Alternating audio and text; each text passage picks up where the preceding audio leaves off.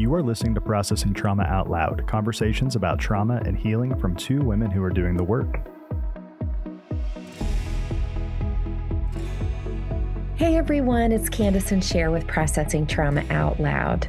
Sher, before we get started today, I'm going to mention a few things. One, if you're watching on YouTube, it's a little dark for me. I'm actually sitting in a hospital room helping care for a loved one. Because of this great technology that we have, we can still record today. The other thing that I want to mention is it's your birthday. It's your birthday.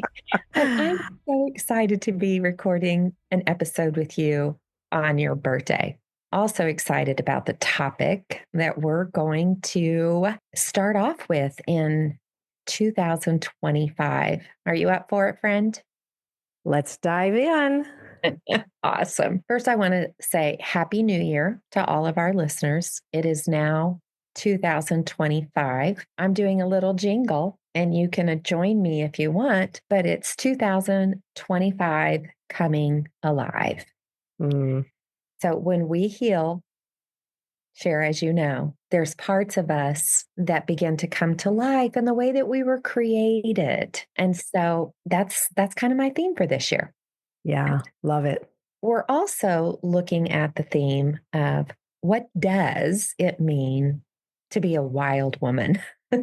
Now, that might scare some of you. I know my first thought of wild, I go back to my teenage girl and I'm like, no. I'm trying to move away from that. Sher, you discovered, especially in this last year, a new understanding of what it means to be a wild woman. And I just want to say, one, I'm joining you. And two, can you share a little bit about how did this come about, wild woman? Yeah.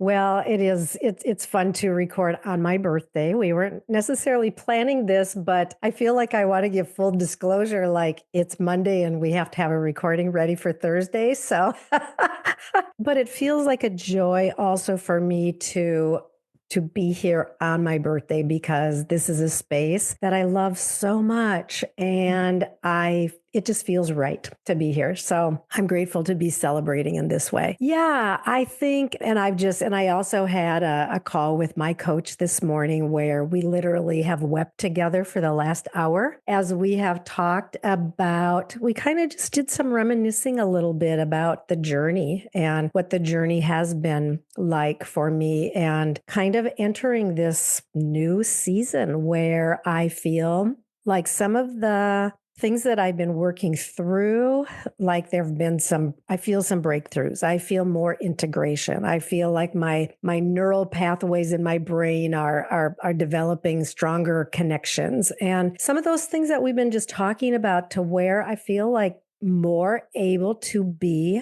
fully alive and not as bound to some of the old ways of coping and surviving. What does it mean to be wild? I'm not really sure yet, but I'm getting little tinglings of that and it feels good. It feels really good. Well, and for our listeners who've heard some of your stories, I want to, for those who haven't, I want to mention that you developed a part growing up from your trauma, the good girl part, right? That part that needed to scan the environment, know the rules, and follow those rules to a T. Are you feeling like this new era that you're entering? Is the healing of that part, or I want to say the unburdening of that part. That as well as some other parts too, really. It's the unburdening of, and that's a big one that I have become aware of recently. And it feels so significant that I have been led so much by doing the right thing and making sure that everybody's okay. And it's not that I don't want to offer good care to people. I do. I want to offer great care, but I am integrating more with this part of me that has been distant and that I've even kind of known and sensed that she's here and close, but not able to connect. And we're connecting in some new ways to where the wild, like you said, it's not like being a wild, out of control teenager. It's not that wild. It's more wild, meaning most fully alive in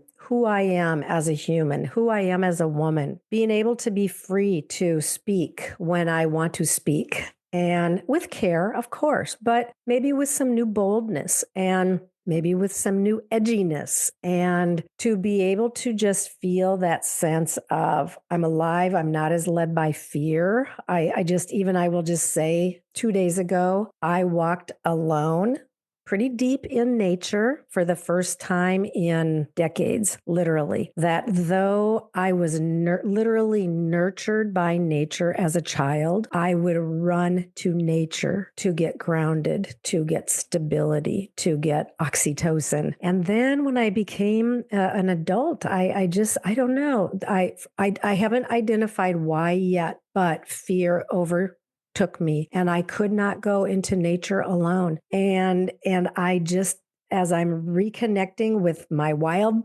self, a couple of days ago, I had this desire. I want to walk alone. And I just felt like I can. And I did. And so that's a picture of what I mean by wild, something where I would have been stopped by fear. It's like fear wasn't blocking me. And I was able to go with freedom and so tuned into my body and aware of what I was sensing and experiencing as I was deep in nature on that walk. And it was very beautiful.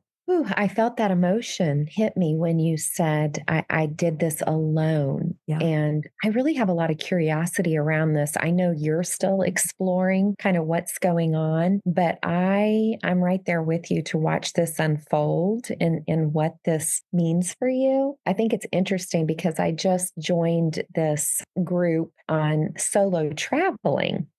And I don't know, I have curiosity around, Yeah. what it means to not live isolated or independent of others, because Mhm. we have developed these relationships of safety where there's this beautiful interdependence. But can I do some things alone, like you're talking about, and feel contained, feel Yeah. safe, feel wise, feel wild? Yeah, I'm going to be all ears to hear what this is going to do for you.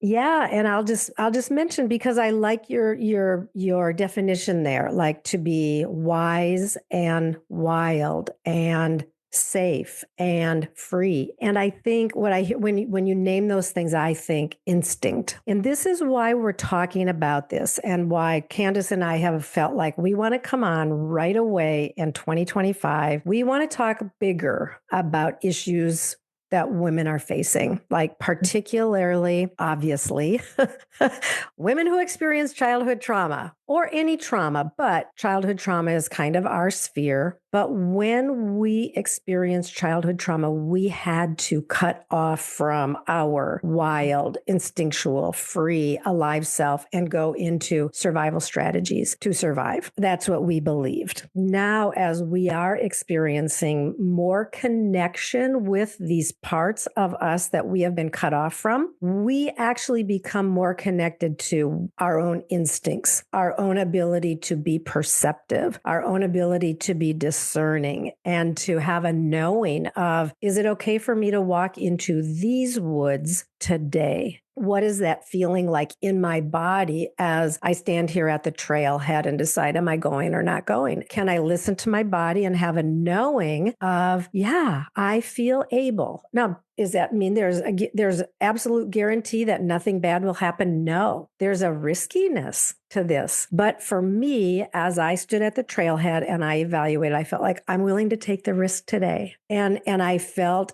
confident to do that. And so, yeah, that's kind of what we're talking about here. Yeah, and I just listening to you, I wonder, the list, the women that are listening, like are they, is there any resonance there to even be curious about, am I living in these survival strategies that just feel normal? Do I even know they're survival strategies? Yeah, I really like what you're saying there. And I'm looking forward to starting this year off with more of these conversations. I hope that women will connect with us and have questions, maybe start coaching. What would it mean to come more alive in 2025? Yeah. And I want to just name some of those things, Candace. Like, are you in relationships where you feel oppressed and you feel stuck and you can't get free? Are you in relationships where people are surrounding you, or even one or two people are, and you know that they are cheering for you? Are your young parts like, and by that we mean the little girl, the 7-year-old you, or the 9 or the 15 who keeps showing up and running your life, are they running your life? Because they're still, those parts of you are still in survival and you don't really know how to do life free from, boy, when I'm in this particular situation, I feel like I'm 7 years old, or I'm reacting the way I did when I was 13. And these are some of the signs that we're not free, that our wild self has not been able to come forward. And you and we've walked a million miles down this trail, and we're still on it. We're still on it, but we have come through a lot, and we know we're tasting the goodness of this kind of integration now within our own selves, where there is more freedom and aliveness. And we just know, like, this is something we want to be talking about. Yeah, I was thinking about, I know when I first started my coaching journey, the one-on-one coaching journey with Patria, I showed up with her like so confident in certain ways about what I thought I knew. And I mean, one good question, and I would be like, Yeah. wait a minute. I've never even considered that there could be another way of looking at something. Yeah. And this is what the therapeutic relationship can look like when you have no other reason to believe a certain way, even if that way is not for your well-being, Yeah. right? Especially if it's not. Mm-hmm. And so to have someone just ask a loving, kind, gentle question that gets you out of that very survival strategy place, it is really life-changing. Yeah, absolutely. And as we have said so many times on the podcast, we don't know what we don't know. Mhm. We can't fix what, even when we know there's something that is stuck or a place of struggle, if we don't know how to heal it or how to move past it, we don't know. And Yeah. we can't do it on our own. And we need people to have a But we need coach. people with deep understanding and deep compassion to where our bodies literally soak in. And those scary at first because we won't trust it most likely for a while. But it's the kindness that leads us to transformation. Yeah, and I will say, even like this whole thing of me becoming more wild and connecting with my wild self, I absolutely would not be able to do this if I did not have wild women in my life. I I'm so have glad I'm one of those. I have women who are pretty established in their wild, and I have women who are finding their wild. And I know, like, because I've been looking for this and wanting to connect to this for years and years. And like, now I'm seeing some things, some of the fruit of my long, hard labor that is feeling like it's just at a place where I'm seeing things happen that just feel so good. Cher, Yeah. welcome to your wild, beautiful self. Yeah. On your Thank you. birthday, Yeah. and just I see you're glowing. Like if somebody happens to tune into YouTube, I see it, I feel it, and I'm so honored, like so honored to be on this journey with you. Yeah.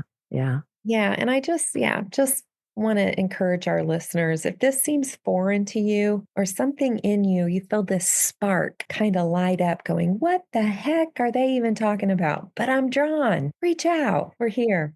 Yeah, and keep listening, because this is where we want to go in this 2025. Like, we are going to talk about some of these topics, and yes, we invite you, and ask your friends. We would love to have more listeners and more subscribers and more people who are engaging with us. As we talked about last week, we're going to be doing some Facebook Lives where we can open it up to questions and conversations, and just some ways that we want to serve the people in our sphere, because the freedom that we are experiencing and the aliveness that we are experiencing and the wild that we are experiencing, we want for the whole world. Thank you, friend. Good conversation. I hope and pray your birthday is just filled with so much goodness and love, and just remind you of the gift you are to this world. Thank you. Thank you so much, Kandace. I love you, and I'm glad you're on this journey with me. Love you too. Thank you for listening to Processing Trauma Out Loud. Make sure to check out the show notes for links to suggested resources and social media. Like, subscribe, and follow to keep up with our weekly content. And if you don't mind, take a moment to rate and review us. Your feedback is extremely valuable and contributes to the success of this podcast. One last thing.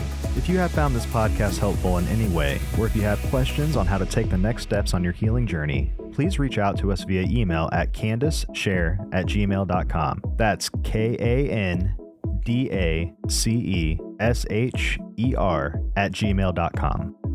Our sound engineer is Jeremiah Jones of Auditory LLC. We welcome you to join us for more conversations soon. Take care.